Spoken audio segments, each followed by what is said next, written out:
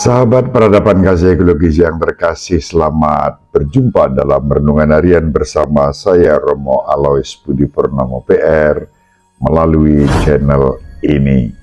Semoga panjenengan selalu sehat, tetap semangat tanpa sambat, dan selalu bahagia kebahagiaan yang bersumber dari Tuhan Allah kita. Mari kita awali perjumpaan kita dengan bersatu di dalam doa. Dalam nama Bapa dan Putera dan Roh Kudus. Amin. Allah Bapa sumber cahaya sejati, hari ini kami mengenang Santo Laurentius, diakon dan martir. Santo Laurentius telah tampil cemerlang sebagai pelayan yang setia dan martir yang mulia karena cintanya yang bernyala-nyala.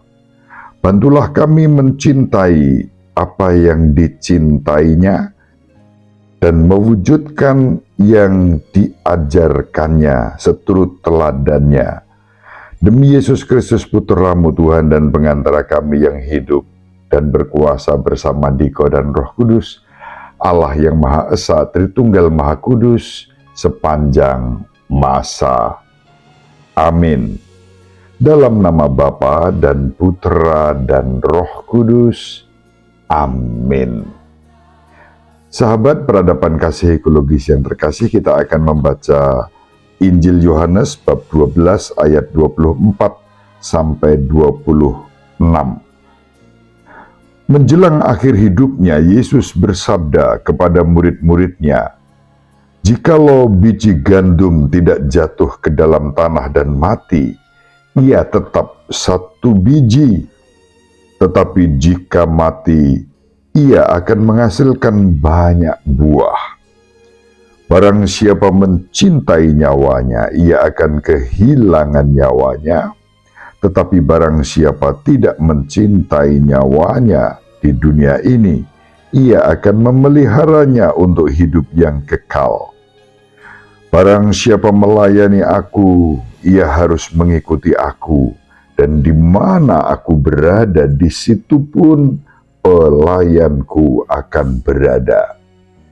Barang siapa melayani aku, ia akan dihormati Bapa."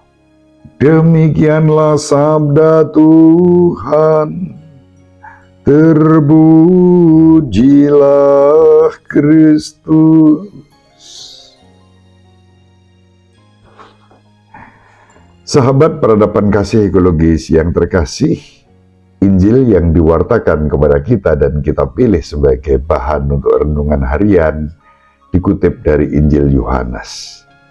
Dan dalam rangka mengenang iman Santo Laurentius, kita diajak untuk mengetahui bagaimana pola kehidupan Kristiani.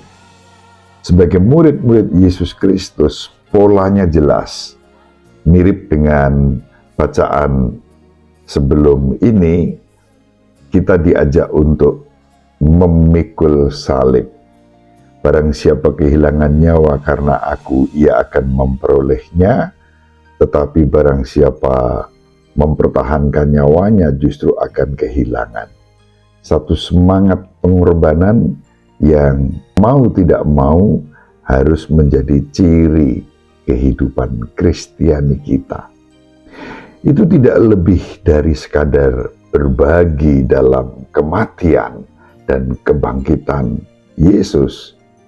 Yesus sendiri telah mati untuk kita semua, bahkan untuk semua orang. Yesus menyerahkan nyawanya agar kita memiliki hidup, bukan sembarang hidup, melainkan hidup yang bermakna, hidup yang menjadi tanda dan sarana kasih Allah sendiri.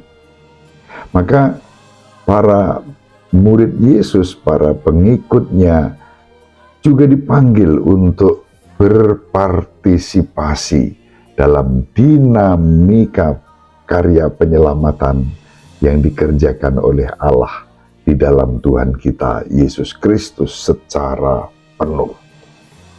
Kalau mengacu pada sabda Tuhan kita Yesus Kristus hari ini, seperti biji gandum yang harus mati untuk bertumbuh dan menghasilkan buah, demikianlah hidup kita. Maka seperti benih yang ditanam dan kemudian membusuk sebelum kemudian menumbuhkan kehidupan baru, demikian pula Yesus menawarkan kehidupan baru itu melalui kematiannya untuk menganugerahkan hidup yang baru bagi kita. Sahabat peradaban kasih ekologis yang terkasih, prinsip inilah yang juga berlaku untuk kita semua, para murid Kristus. Kepenuhan hidup kita ada di dalam persatuan dengan sengsara, wafat, dan kebangkitan Kristus. Itulah persembahan kita. Dan itulah yang dihayati oleh Santo Laurentius. Siapakah Santo Laurentius?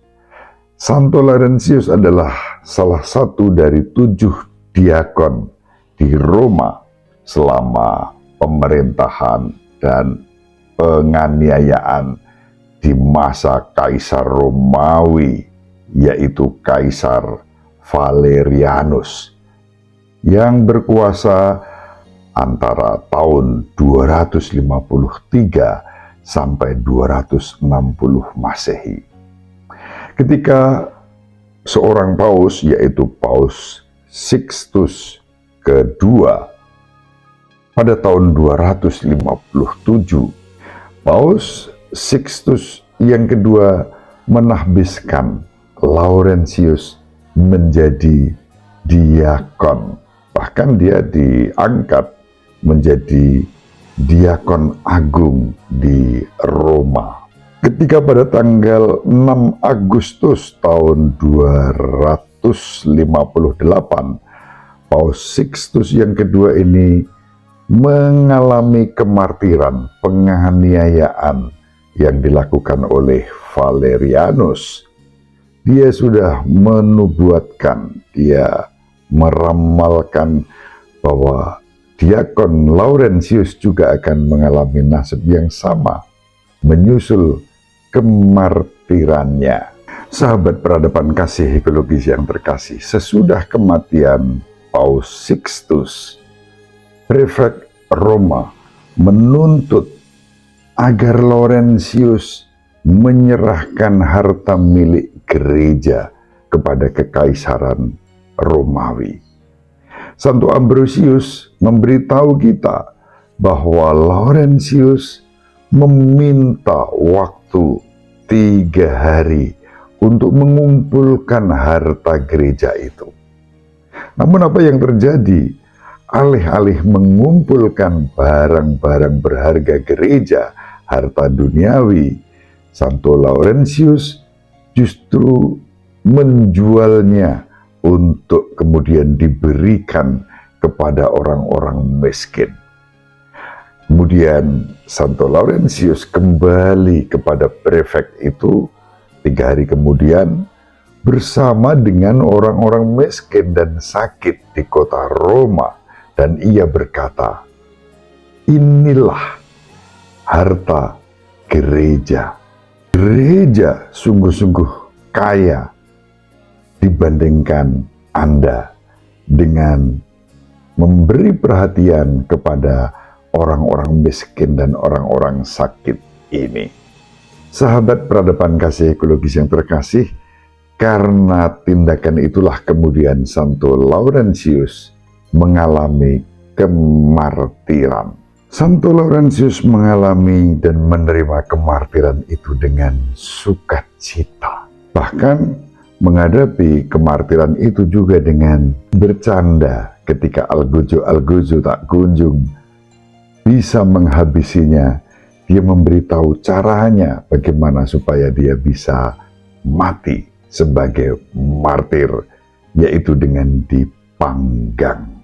Dalam hal ini Santo Laurentius mencontohkan perhatian yang luar biasa besar terhadap kaum miskin dan kedermawanan dengan segala kemurahan hati. Kemartirannya ditandai dengan kemurahan hati dan amal kasih di dalam pelayanan. Sebagaimana Yesus melayani, demikian juga Santo Laurentius melayani gereja. Paus Leo Agung mengatakan demikian, nyala api tidak dapat menghanguskan kasih Kristus, dan api yang menyala di luar Kristus kurang tajam dengan nyala api kasih Kristus. Itulah yang dihayati oleh Santo Laurentius. Sangat menarik bahwa gereja memberikan julukan kepada Santo Laurentius ini sebagai pelindung para juru masak dan juga para pelawak. Melalui kehidupan Santo Laurentius kita belajar bagaimana sikap murah hati akan mendatangkan rahmat dan berkat. Bukan hanya meminta, tetapi memberi dengan sukacita.